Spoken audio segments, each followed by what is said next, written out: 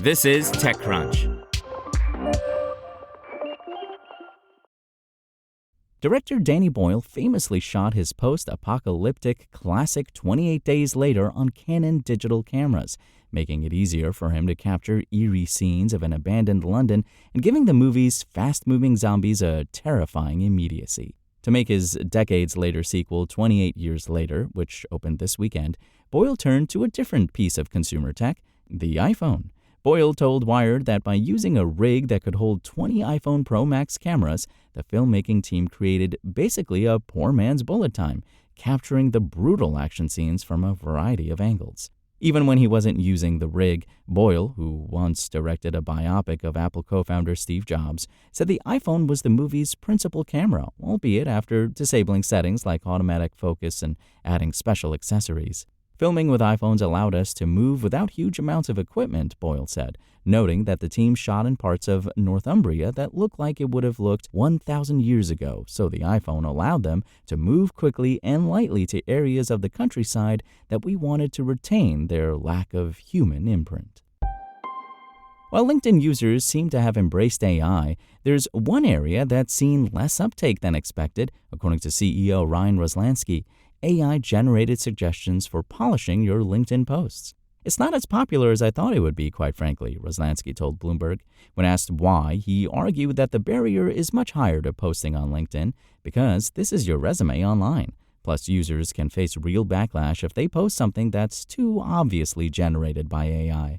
If you're getting called out on X or TikTok, that's one thing, he added. But when you're getting called out on LinkedIn, it really impacts your ability to create economic opportunity for yourself. At the same time, Roslansky noted that the professional social network has seen a 6x increase in jobs requiring AI-related skills over the past year, while the number of users adding AI skills to their profiles is up 20x. And he said he uses AI himself when he talks to his boss, Microsoft CEO Satya Nadella.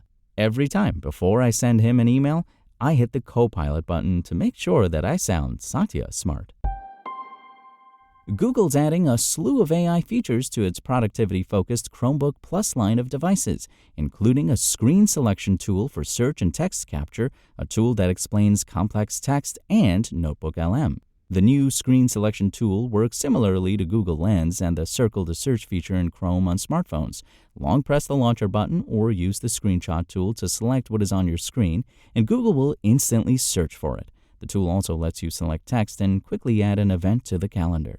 Last year, Google added a new quick insert key to some Chromebook Plus models that lets you trigger shortcuts. Users can now access Google's AI image generation features with this key, as well as AI-powered writing tools. Meanwhile, the new Simplify feature lets you use AI to explain, simplify, or summarize any text you have selected. Google's also giving all new Chromebook Plus users 1-year subscription to the Google AI Pro plan, which includes access to the Gemini app, video editing tool Flow, image-to-video creation tool Whisk, Gemini in Gmail, Docs, and Chrome, and 2 terabytes of storage. The AI Pro plan otherwise costs $240 per year.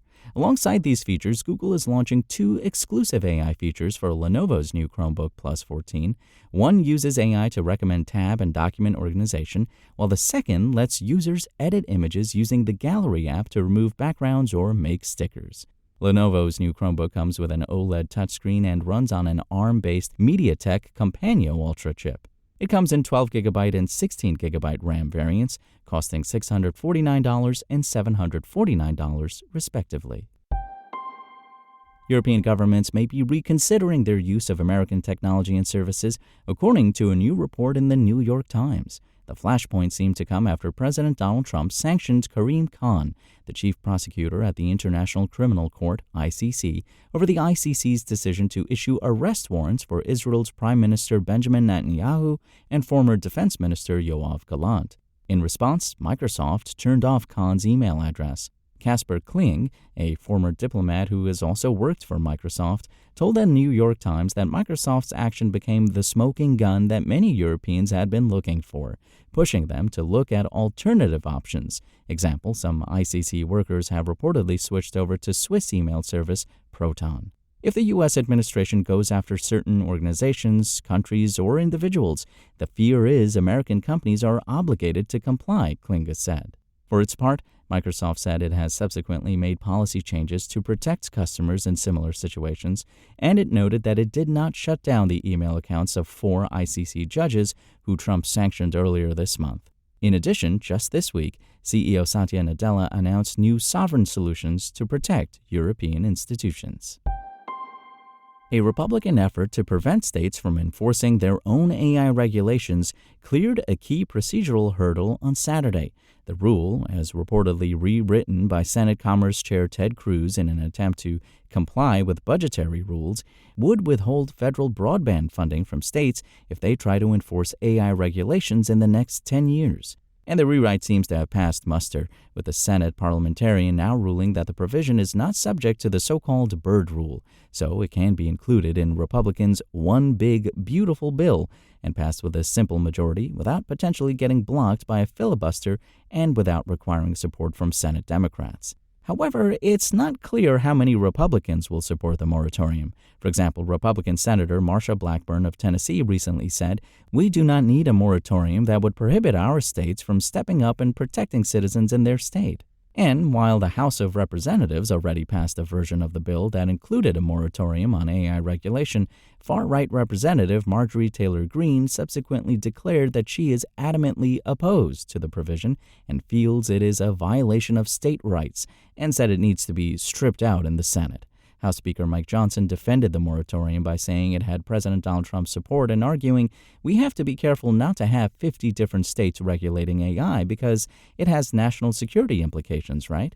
In a recent report, Americans for Responsible Innovation, an advocacy group for AI regulation, wrote that the proposal's broad language could potentially sweep away a wide range of public interest state legislation regulating AI and other algorithmic-based technologies, creating a regulatory vacuum across multiple technology policy domains without offering federal alternatives to replace the eliminated state-level guardrails.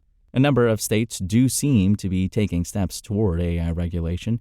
In California, Governor Gavin Newsom vetoed a high-profile AI safety bill last year while signing a number of less controversial regulations around issues like privacy and deepfakes. In New York, an AI safety bill passed by state lawmakers is awaiting Governor Kathy Hochul's signature.